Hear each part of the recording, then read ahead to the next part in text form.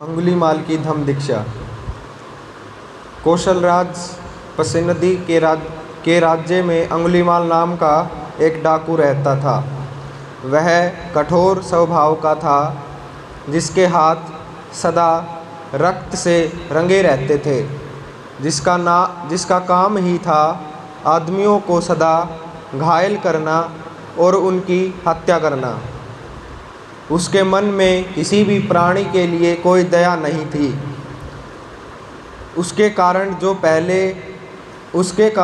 पहले गांव थे वे अब गांव नहीं रहे, जो पहले नगर थे वे अब नगर नहीं रहे, जो पहले देहात थे वे अब देहात नहीं रहे।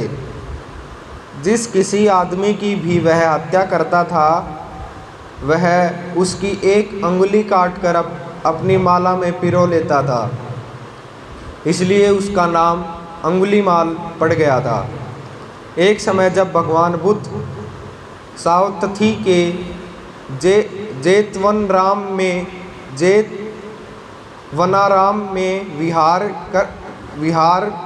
विश्राम कर रहे थे, उन्होंने डाकू अंगुलीमाल द्वारा किए गए विधिवंश की कहानी सुनी।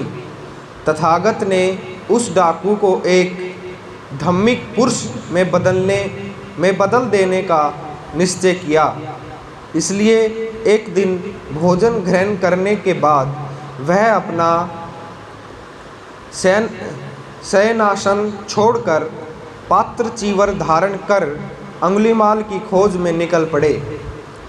उन्हें उधर जाते देख गवाले, बकरियां चराने वाले, हल जोतने वाले और दूसरे रास्ता चलने वाले सभी राहगीर चिल्ला उठे, उस ओर मत जाओ, यह मार्ग तुम्हें अंगुलीमाल के पास ले जाएगा। अरे जब 10, 20, 30 और 40 कदम भी मिलकर उस मार्ग पर यात्रा करते हैं तो भी वे उस डाकू के हाथों में पड़ जाते हैं। लेकिन तथागत बिना एक भी शब्द बोले अपने पथ पर आगे बढ़ते ही गए। दूसरी ओर तीसरी बार भी उन निकट के और अन्य लोगों ने तथागत को सावधान किया, किंतु फिर भी तथागत चुपचाप अपने पथ पर आगे बढ़ते ही रहे। कुछ ही दूर से डाकू ने तथागत को अपनी ओर आते देखा। उसे बहुत आश्चर्य हुआ। जहाँ 10 से 50 तक की संख्या में यात्रियों का समूह उस मार्ग पर आने का साहस नहीं कर पाता था, यह श्रमण अकेला ही बढ़ता हुआ दिखाई दे रहा था। डाकू ने श्रमण की हत्या करने का विचार किया। उसने अपनी ढाल, तलवार ली, तीर और तुक्षिण संभाले और तथागत के पीछे चल दिया।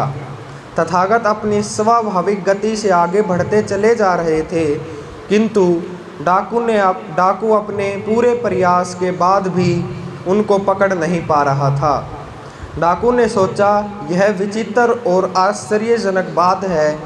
अभी तक तो ऐसा था कि पूरी गति से भागते हुए एक हाथी को, एक घोड़े को, एक गाड़ी को अथवा एक हिरण को आगे पहुंचकर मैं पकड़ सकता था, और अब पूरे प्रयास के बाद भी स्वाभाविक गति से जाते हुए इस श्रमण को भी नहीं पकड़ पा रहा हूँ। बस वह रुक गया और उसने चिल्लाकर तथागत को भी रुकने के लिए कहा। जब दोनों मिले तो तथागत ने कहा, अंगुलीमाल, मैं तो तेरे लिए रुक गया हूँ, क्या अब तू भी पाप कर्म करने से रुक जाएगा? मैं इसलिए यहाँ तक आया हूँ ताकि तू भी सत्य का अनुगामी बन जाए। तेरे अंदर अच्छाई अभी मरी नहीं है। यदि तू इसे केवल एक अवसर देगा तो यह तेरा स्वरूप ही बदल डालेगी। अंगुलीमाल तथागत के वचनामृत के विषुभूत हो गया और बोला, आखिर इस मुनि ने मुझे जीत ही लिया, और अब जब आपकी पवित्र वाणी मुझे हमेशा के लिए पाप विरत होने को कह रही है तो मैं इस दिशा में परीक्षण करने के लिए तैयार हूँ, अंगुलीमाल ने कहा।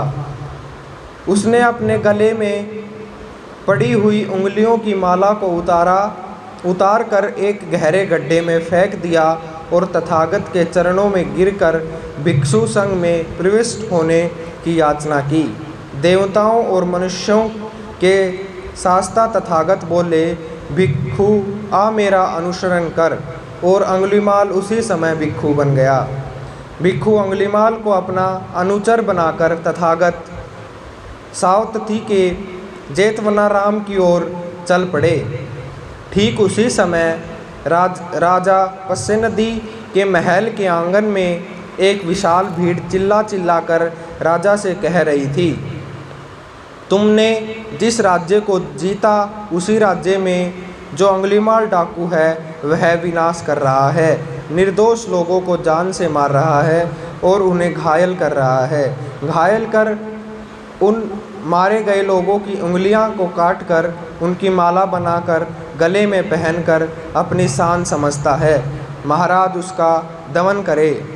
पस्सेनदी ने उसका मूलोच्छेद कर डालने का आश्वासन दिया, लेकिन वह कुछ भी कर सकने में असमर्थ रहा।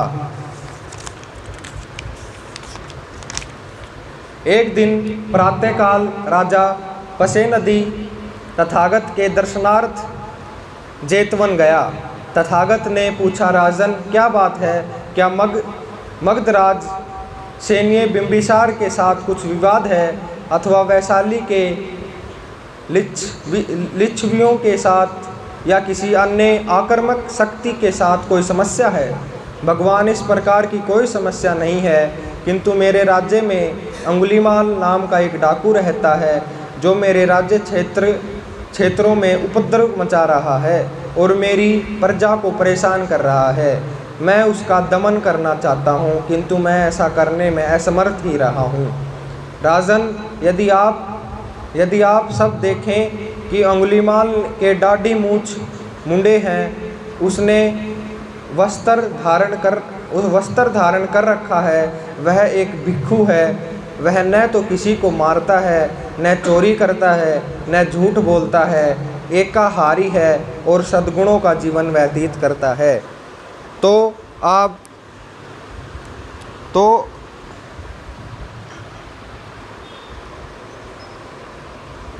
प्रजा न झूठ बोलता है तो आप उसे कैसा व्यवहार करेंगे? भगवान, या तो मैं उसे अभिवादन करूंगा या उसके आगमन पर खड़ा हो जाऊंगा या उसे बैठने का निमंत्रण दूंगा या उससे चीवर तथा भिक्षु के लिए अवश्य अन्य वस्तुएं स्वीकार करने के लिए प्रार्थना करूंगा, अथवा मैं उसकी सुरक्षा की व्यवस्था करूंगा और उसके हितों की देखभाल करूंगा जिसका कि वह एक अधिकारी है। लेकिन इतने दुष्ट और इतने पतित पर ऐसे सद्गुण की छाया कैसे पड़ सकती है? उस समय वह भिक्षु अंगुलीमाल भगवान के अति निकट बैठे थे। भगवान ने अपने दाहिने हाथ बढ़ाया और उसकी ओर संकेत करके कहा, राजन, यही है अंगुलीमाल। ऐसे में राजा चौंक कर गूंगे जैसा हो गया और उसके रोंगटे खड़े हो गए। यह देख तथागत ने कहा, राजन, भय मत खाओ, भयभीत न हो। यहाँ भय का कोई कारण नहीं है। राजा का भय और घबराहट दूर हुई तो वह अंगुलीमाल के पास गया और बोला, पूज्यवर, क्या वह सचमुच अंगुलीमाल है? हाँ राजन, आपके पिता और माता का क्या गोत्र था? राजन, मेरे पिता गार्गे तथा मेरी माता मैत्रायणी थी। गार्गे मैत्रायणी पुत्र, प्रसन्न हो, मैं अब से आपकी ही आवश्यकताएं पूरी करूंगा। उस समय अंगुलीमाल ने व्रत ले लिया था कि वह अरण्य में ही वास करेगा, भिक्षा पर ही निर्वाह करेगा और 3 से अधिक चीवरों का व्यवहार नहीं करेगा। और वे 3 चीवर भी पांशुकुलिक होंगे, अर्थात कूड़े कचरे के ढेर पर पड़े मिले हुए कपड़े के बने होंगे। उसने यह कहकर कि उसके 3 चीवर उसके पास हैं, राजा का निमंत्रण अस्वीकार कर दिया।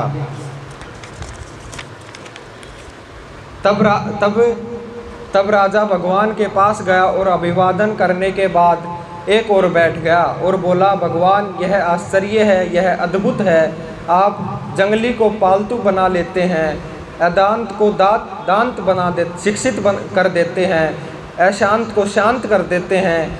यह वही है जिन्हें मैं लाठी तलवार से वश में नहीं कर सका, लेकिन भगवान ने उसे बिना किसी लाठी तलवार के वश में कर लिया। भगवान, अब मैं आपसे विदा मांगता हूँ, क्योंकि मुझे बहुत से कार्य करने हैं। आप जिसमें सुविधा समझे करे। तब राजा पसेनदी ने अपने स्थान से उठा और अत्यंत विनम्र भाव से भगवान का अभिवादन करके विदा हुआ। एक दिन जब पात्र चीवर धारण किए अंगुलीमाल सावतथी में भिक्षाटन कर रहे थे, एक आदमी ने उसके सिर पर ढेला फेंक कर मारा, दूसरे ने एक डंडा फेंक कर मारा और तीसरे ने एक ठीकरा फेंक कर मारा। परिनिर्वाण स्वरूप उनके सिर से रक्त की धारा बहने लगी, भिक्षा पात्र टूट गया, वस्त्र फट गए। ऐसी ही अवस्था में अंगुलीमाल भगवान बुद्ध के पास पहुंचा। वह समीप आया तो भगवान बुद्ध ने कहा, अंगुलीमाल, यह सब सहन कर। अंगुलीमाल, यह सब सहन कर। इस प्रकार भगवान बुद्ध की शिक्षाओं को धारण करने से अंगुलीमाल डाकू एक धम्मचारी बन गए। मुक्ति सुख का आनंद लेते हुए उन्होंने कहा, जो पहले परमार्थी रहकर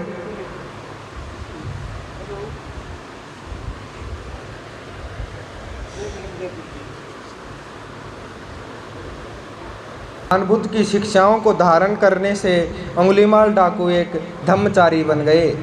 मुक्ति सुख का आनंद लेते हुए उन्होंने कहा, जो पहले प्रमादी रहकर बाद में अप्रमादी हो जाता है, कुशल कर्मों से अपने भूतकाल को ढक लेता है, जो तरुण अवस्था में बुद्ध शासन में आ जाता है, वह बादलों से मुक्त चंद्रमा की तरह इस संसार को प्रकाशित करता है। मेरे शत्रु भी इस शिक्षा को सुने, इस मत को माने और प्रज्ञा के पथ को धारण करें। मेरे शत्रु भी समय रहते मैत्री, विनम्रता और शीलता की शिक्षा ग्रहण करें, वे उसी के अनुसार आचरण करें। अंगुलीमाल के रूप में मैं डाकू के तौर पर रहता था। मैं धारा में नीचे की ओर बहा जा रहा था। तथागत ने मुझे भूमि पर लाकर खड़ा कर दिया। अंगुलीमाल के रूप में मैं खून से रंगे हाथों वाला था। अब मैं संपूर्ण रूप से मुक्त हूँ। भगवान बुद्ध की, भगवान बुद्ध की, भगवान बुद्ध की।